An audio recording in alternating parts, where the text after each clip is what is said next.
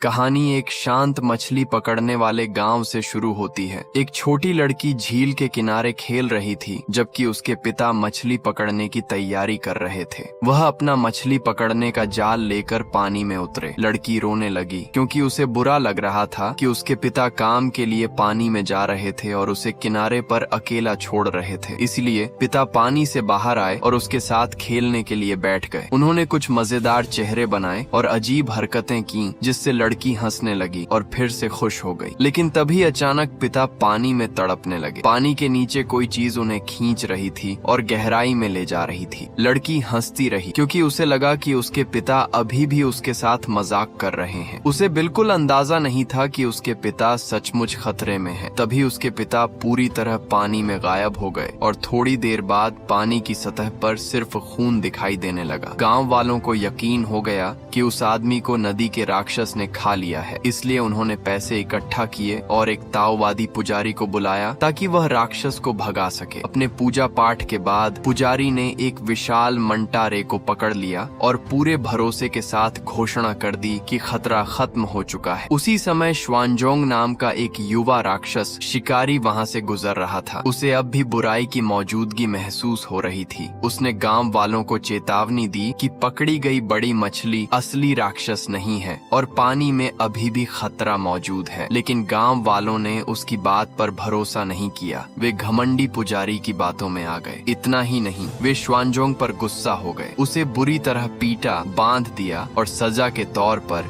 गांव के चौक में उल्टा लटका दिया। अब गांव वालों को लगा कि पानी पूरी तरह सुरक्षित है, इसलिए सभी लोग खुशी मनाने और तैरने के लिए पानी में उतर गए। लेकिन उनकी खुशी ज्यादा देर नहीं चली। अचानक असली नदी का राक्षस सामने आ गया और उसने एक महिला को पूरा निगल लिया। गांव वाले डर कर इधर उधर भागने लगे। उन्हें लगा कि अगर वे पानी से बाहर रहेंगे तो बच जाएंगे, लेकिन ऐसा नहीं हुआ। नदी के राक्षस ने अपनी लंबी जीभ बाहर निकाली और लोगों का शिकार करना शुरू कर दिया। वही छोटी लड़की अपनी माँ की तरफ भागने लगी, लेकिन राक्षस की जीभ उसके चारों ओर लिपट गई। गांव वालों ने पूरी ताकत लगाकर जीभ को खींचा और आखिरकार उसे फाड़ दिया। वे लड़की को खींचकर पुल तक ले आए, लेकिन अगले ही पल नदी का राक्षस पानी से बाहर निकला और उसने लड़की को पूरा निगल लिया। अपनी बेटी को निगलते देखकर उसकी माँ पागल हो गई और उसे बचाने के लिए सीधे पानी में कूद पड़ी। दूसरी तरफ श्वानजोंग अपनी रस्सियां काटकर खुद को आजाद करने की कोशिश कर रहा था। पानी के नीचे लड़की की माँ का सामना राक्षस से हुआ। वह डर से कांप रही थी और रोते हुए उससे अपनी बेटी वापस मांग रही थी, लेकिन राक्षस ने उसकी एक नहीं सुनी और उसे भी निगल गया। इसके बाद नदी का राक्षस आसपास की इमारतों को तोड़ने लगा। गांव वाले अपना संतुलन खो बैठे और नदी की तरफ फिसलने लगे। तभी एक छोटा बच्चा भी पानी की तरफ गिरने लगा। उसी समय श्वानजोंग आखिरकार आजाद हो गया। जैसे ही उसने बच्चे को बचाया, नदी का राक्षस फिर से सामने आ गया। श्वानजोंग ने राक्षस के अपने वजन का फायदा उठाया और आखिरी पल में बच्चे को अपनी बाहों में लेकर बच निकला। राक्षस तख्ते पर फंस गया, जबकि श्वानजोंग सुरक्षित जगह पर लौट आया और बच्चे को उसकी माँ के हवाले कर दिया। उसी दौरान डरपोक पुजारी भीड़ के बीच छिपा हुआ था। तभी एक बहुत भारी भरकम महिला घबराकर भागने लगी। उसके हर कदम से जमीन भूकंप की तरह कांप रही थी। आखिरकार वह उछलकर सीधे नदी के राक्षस पर जा गिरी। राक्षस तख्ते से टकराकर हवा में उछल गया और जाकर भागते हुए पुजारी के ऊपर गिरा। पानी से बाहर आते ही नदी का राक्षस तेजी से कमजोर होने लगा और मरने की हालत में पहुंच गया। तभी वह अचानक वापस एक साधारण नौजवान में बदल गया। श्वानजोंग ने उसे बेनुकसान समझा। बिना समय गंवाए उसने अपने गुरु की दी हुई 300 नर्सरी राइम्स की किताब निकाली। यह राक्षसों को काबू करने वाली एक मैनुअल थी। वह पूरी गंभीरता के साथ बच्चों की कविताएं गाने लगा, इस उम्मीद में कि राक्षस का अच्छा स्वभाव जाग जाएगा। लेकिन उन मासूम कविताओं का कोई असर नहीं हुआ। उल्टा राक्षस और ज्यादा गुस्से में आ गया। वह जोर से दहाड़ा और सीधे श्वानजोंग पर हमला करने के लिए दौड़ पड़ा। अभी आखिरी पल में एक कुशल महिला राक्षस शिकारी वहाँ पहुँची। यह थी मिस ड्वान। उन्होंने अपना जादुई हथियार इन्फिनिट फ्लाइंग रिंग चलाया। सिर्फ एक तेज वार में उन्होंने नदी के राक्षस को पकड़ लिया और उसे एक कठपुतली जैसी गुड़िया के अंदर कैद कर दिया। ग्रामीणों की जान बच गई। सभी गांव वाले घुटनों पर बैठ गए और मिस ड्वान का धन्यवाद करने लगे। वे उन्हें अपना हीरो मानने लगे। लेकिन मिस ड्वान को श्वानजोंग के तरीके बिल्कुल पसंद नहीं आए। उन्होंने सबके सामने उसका मजाक उड़ाया और कहा कि बच्चों की कविताओं से राक्षसों को हराने की कोशिश करना उनके पेशे के लिए शर्म की बात है। इस घटना के बाद श्वानजोंग का आत्मविश्वास टूट गया। वह अपने गुरु के आश्रम वापस लौट आया। उसे शर्म महसूस हो रही थी क्योंकि वह गांव वालों की रक्षा करने में असफल रहा था। लेकिन उसके बुद्धिमान और बुजुर्ग गुरु शांत रहे। उन्होंने उसे उनके पंथ की सबसे महत्वपूर्ण शिक्षा याद दिलाई। उनके अनुसार राक्षसों का शिकार करने का असली मकसद उन्हें मारना नहीं बल्कि उनके दिलों की बुराई को खत्म करके उन्हें अच्छाई की राह पर लाना था। अपने आप को बेहतर बनाने और नया ज्ञान हासिल करने के लिए प्रेरित होकर श्वानजोंग एक बार फिर निकल पड़ा। इस बार उसका लक्ष्य उस स्वर राक्षस को हराने का तरीका ढूंढना था जो अब भी उस इलाके के लिए खतरा बना हुआ था। कुछ ही समय बाद श्वानजांग एक दूर दराज सराय में पहुंचा। उससे पहले एक युवा जोड़ा वहां खाना खाने आया था, लेकिन वे रहस्यमय तरीके से गायब हो गए थे। असल में सराय का मालिक ही उन्हें मार कर खा गया था, क्योंकि वह कोई इंसान नहीं बल्कि भेष बदल कर रह रहा एक स्वर राक्षस था। जब श्वानजांग सराय के अंदर गया तो वहाँ सब कुछ बिल्कुल सामान्य लग रहा था। ग्राहक आराम से खाना खा रहे थे और एक महिला ने मुस्कुराकर उसका स्वागत भी किया। लेकिन कुछ ही देर में श्वानजांग को महसूस हुआ कि यहाँ कुछ बहुत गलत है। असल में वहाँ बैठे बाकी ग्राहक इंसान नहीं थे, वे उन लोगों की जिंदा लाशें थीं जो राक्षस का शिकार बन चुके थे। उसी समय मिस ड्वान अचानक सराय में पहुँच गयी। उन्होंने बिना समय गंवाए उन ज़ॉम्बी जैसे जीवों को खत्म करना शुरू कर दिया और राक्षस की कठपुतलियों को भी नष्ट कर दिया। तभी स्वर राक्षस अपने इंसानी रूप में सामने आया। वह एक गीला और फूला हुआ शेफ था जिसके चेहरे पर डरावनी मुस्कान थी। इसके बाद ड्वान और श्वानजांग की उसकी साथ जबरदस्त लड़ाई शुरू हो गई। लड़ाई के दौरान ड्वान उसे अपने जादुई थैले में कैद करने में कामयाब हो गई। वह उसे एक दूसरी कठपुतली में बंद करने ही वाली थी, लेकिन स्वर राक्षस बहुत ताकतवर निकला। वह कैद से बाहर निकल आया और तुरंत एक विशाल स्वर राक्षस में बदल गया। उसकी ताकत इतनी भयानक थी कि पूरी सराय उसके आसपास ढह गई। आखिरकार उसकी शक्ति के सामने टिक पाना नामुमकिन हो गया। इसलिए श्वानजांग और मिस ड्वान को अपनी जान बचाकर वहां से भागना पड़ा। किसी तरह बच निकलने के बाद मिस ड्वान श्वानजांग से बहुत प्रभावित हुई। उसकी ताकत भले ही सीमित थी, लेकिन उसने बिना डरे बुराई का सामना किया था। उसकी यही बहादुरी मिस ड्वान के दिल को छू गई। धीरे धीरे उन्हें श्वानजांग से प्यार हो गया। वह मजाकिया अंदाज में उसका पीछा करने लगी और जब भी मौका मिलता उसके करीब आने की कोशिश करती। लेकिन श्वानजांग रोमांस के नाम से ही घबरा जाता था। उसका मानना था कि उसे पूरी इंसानियत में प्यार फैलाना है और रोमांटिक प्यार उसके रास्ते की रुकावट है। इसलिए जब भी मिस ड्वान उसके करीब आने की कोशिश करती वह वहाँ से भाग जाता। श्वानजांग अपने गुरु और खुद को यही समझाता रहा कि वह सिर्फ सबके लिए प्यार फैलाना चाहता है, किसी एक इंसान से नहीं। लेकिन उसके बुद्धिमान गुरु समझ चुके थे कि श्वानजांग के दिल में मिस ड्वान को लेकर उलझन है। उन्होंने कहा कि उसकी बातें और उसके दिल की सच्चाई एक जैसी नहीं है। इसके बाद गुरु ने उसे 5 फिंगर माउंटेन जाने की सलाह दी। उन्होंने बताया कि वहाँ सन वुकोंग नाम का बंदर राजा राक्षस कैद है जिसे खुद बुद्ध ने बंद किया था। गुरु का विश्वास था कि उसकी मदद से श्वानजांग स्वर राक्षस को हरा सकता है। गुरु की बात मानकर श्वानजांग 5 फिंगर माउंटेन की तरफ निकल पड़ा। उस रात सफर के दौरान कुछ रहस्यमयी लोगों ने अचानक उस पर हमला कर दिया। श्वानजांग हैरान रह गया क्योंकि उन्होंने मिस ड्वान को भी पकड़ रखा था, लेकिन जल्दी ही सच सामने आ गया। ये पूरा हमला मिस ड्वान की बनाई हुई एक योजना थी। वह चाहती थी कि श्वानजांग उन्हें बचाए और आखिरकार अपने दिल की बात समझे। लेकिन बंधे होने और उसका यह ड्रामा देखने के बावजूद श्वानजांग उससे दूर ही रहा। उसने एक बार फिर उसके प्यार को ठुकरा दिया। इस बात से मिस ड्वान बहुत दुखी और गुस्से में आ गई। उन्होंने अपना आपा खो दिया और खुद श्वानजांग को कैद कर लिया। उसे बंधा छोड़कर वह अपना गुस्सा निकालने लगी। तभी अचानक सुअर राक्षस वापस आ गया। उसने गुस्से में उनके कैंप पर हमला कर दिया। जैसे ही उसने मिस ड्वान को देखा वह सीधे उनकी तरफ बढ़ा, क्योंकि पहले वही उसे घायल कर चुकी थी। सुअर राक्षस ने उन्हें बुरी तरह घायल कर दिया। इसी मुश्किल समय समय में 3 और राक्षस शिकारी वहां पहुंच गए। उनके नाम थे 5 स्टाइल्स फिस्ट, ऑलमाइटी फुट और प्रिंस इम्पोर्टेंट। सुअर राक्षस को हराने का मौका देखकर वे उससे भिड़ गए। थोड़ी देर की लड़ाई के बाद वे उसे वहां से भगाने में सफल हो गए, कम से कम उस समय के लिए। इस दर्दनाक घटना के बाद श्वानजांग ने अकेले ही अपनी यात्रा जारी रखी। मंकी किंग को खोजने के इरादे से वह कई दिनों तक कठिन सफर करता रहा। आखिरकार वह एक शांत घाटी में पहुंचा, जहां 5 फिंगर माउंटेन स्थित था। वहां चारों तरफ खिले हुए कमल के फूल थे। उसी जगह उसे कमल के फूलों से छिपी हुई एक गुफा मिली। गुफा के अंदर उसे मशहूर राक्षस राजा सन वुकोंग मिला, जो पिछले 500 सालों से बौद्ध मोहर के नीचे कैद था। अंधेरे में एक अजीब और बिखरे हुए रूप वाला बूढ़ा आदमी उसका स्वागत करता है, लेकिन वह कोई साधारण इंसान नहीं था। वह खुद सन वुकोंग था, जिसने इंसानी रूप धारण किया हुआ था। वुकोंग ने खुशी खुशी अपनी कहानी सुनाई। उसने बताया कि 500 साल पहले वह मंकी किंग था, जिसने स्वर्ग में भारी तबाही मचाई थी। इसी वजह से बुद्ध ने उसे सजा देकर पहाड़ के नीचे कैद कर दिया था। अब वुकोंग ने श्वानजांग से उसे आजाद करने की विनती की। ये सुनकर श्वानजांग ने एक सौदा रखा। उसने कहा कि वह वुकोंग को आजाद करने के बारे में सोच सकता है, लेकिन सिर्फ तभी जब वुकोंग पहले उस सुअर राक्षस को काबू करने में उसकी मदद करे, जो पूरे इलाके में आतंक फैला रहा है। थोड़ी देर बाद वह भी गुफा में पहुंच गईं और उसके साथ जुड़ गईं। जब उन्होंने श्वानजांग को उस खतरनाक बंदर राजा से बात करते देखा तो वह घबरा गईं। फिर भी उन्होंने वहां से जाने से साफ मना कर दिया और मदद करने पर अड़ी रहीं। तभी वुकोंग ने एक प्लान सुझाया। उसने बताया कि सुअर राक्षस अपने पिछले जन्म में एक कामुक कलाकार था, इसलिए उसे बाहर निकालने के लिए एक आकर्षक डांस का इस्तेमाल किया जा सकता है। यह सुनते ही मिस ड्वान ने खुद चारा बनने की पेशकश कर दी। फिर चांदनी रात में उन्होंने एक मनमोहक गाना और डांस शुरू किया ताकि सुअर राक्षस बाहर निकल आए। प्लान काम कर गया। डांस से आकर्षित होकर सुअर राक्षस अंधेरे से बाहर आ गया। उसी पल वुकोंग ने अपना नाटक छोड़ दिया और अपनी असली ताकत दिखा दी। हैरानी की बात यह थी कि उसने सुअर राक्षस को बहुत आसानी से हरा दिया। कुछ ही पलों में मिस ड्वान ने अपना जादुई बैग निकाला और कमजोर पड़े राक्षस को पकड़ लिया। फिर उसे एक छोटी कठपुतली में बंद कर दिया, बिल्कुल वैसे ही जैसे पहले पानी वाले राक्षस के साथ किया गया था। मिस ड्वान बहुत खुश थीं। उन्होंने सुअर राक्षस और पानी वाले राक्षस की दोनों कठपुतलियां श्वानजांग को दे दी और जीत का पूरा श्रेय भी उसे ही दिया। इसके बाद उन्होंने शर्माते हुए अपनी उंगली से सोने की अंगूठी वाला हथियार निकाला और श्वानजांग को दे दिया। यह उनके शादी के प्रस्ताव जैसा था। वह श्वानजांग की 300 नर्सरी राइम्स वाली किताब भी वापस ले आई थी, जिसे उन्होंने फटने के बाद बहुत मेहनत से जोड़ने की कोशिश की थी। हालांकि वह पढ़ नहीं सकती थी, इसलिए उन्होंने पन्नों को बेतरतीब तरीके से जोड़ा था, लेकिन उनके इरादे और भावना सबसे ज्यादा मायने रखते थे। इन सब दिल छू लेने वाले इशारों के बाद उन्हें उम्मीद थी कि श्वानजांग इस बार उनका प्यार स्वीकार कर लेगा, लेकिन एक बार फिर श्वानजांग ने उन्हें ठुकरा दिया। उन्हें रोकने के लिए उसने एक पत्थर उठाया और अपनी ही उंगली का हिस्सा काट दिया ताकि वह सोने की अंगूठी उतार सके। उसकी यह हरकत देखकर मिस ड्वान पूरी तरह टूट गईं। वह रोते हुए और ठुकराए जाने के दुख में वहां से चली गईं। जैसे ही वह नजरों से दूर हुई, श्वानजांग के दिल में गहरा पछतावा भर गया। इस पूरे समय वुकोंग चुपचाप सब कुछ देख रहा था। उसने हमदर्दी दिखाने का नाटक किया और श्वानजांग को गुफा के बाहर लगे कमल के फूलों में से एक फूल तोड़ने के लिए उकसाया। अनजाने में श्वानजांग ने वही आखिरी मुहर हटा दी जिसने बंदर राजा को इतने सालों से कैद कर रखा था। एक बुरी हंसी के साथ वुकोंग गुफा से बाहर निकला। 500 साल बाद आजाद होते ही वह अपने असली रूप में लौट आया। अब वह फटे हुए सुनहरे कवच में एक गुस्सैल बंदर राक्षस था। यह देखकर श्वानजांग डर गया। उसने चिल्लाकर कहा कि गुफा से बाहर आने के बाद भी वुकोंग कभी बुद्ध की पकड़ से नहीं बच पाएगा। बुद्ध का नाम सुनते ही वुकोंग गुस्से से भर गया। उसने एक जोरदार वार किया और श्वानजांग को दूर फेंक दिया। वह बुरी तरह घायल हो गया और खून खांसने लगा। इसके बाद वुकोंग ने उसके बाल पकड़ लिए और उन्हें जड़ से उखाड़ दिया। कुछ ही पलों में श्वानजांग जमीन पर पड़ा था। उसका सिर पूरी तरह गंजा हो चुका था और वह खून से लथपथ था। अब वह बिना इच्छा के एक भिक्षु जैसा दिखाई दे रहा था। उसी समय 3 विरोधी राक्षस शिकारी नाटकीय अंदाज में वहां आ पहुंचे। वे बंदर राजा को हराने का श्रेय लेना चाहते थे। उन्होंने अपनी सबसे ताकतवर तकनीकों से हमला किया, लेकिन वुकोंग उनकी ताकत से बहुत आगे था। उसने बेहद आसानी और तिरस्कार के साथ उन्हें हरा दिया। एक भयानक दहाड़ के साथ उसने उनके शरीरों के टुकड़े टुकड़े कर दिए और उन्हें पूरी तरह खत्म कर दिया। इन शिकारियों को हराने के बाद उसका घमंड और भी बढ़ गया। अब वह घायल श्वानजांग को खत्म करने ही वाला था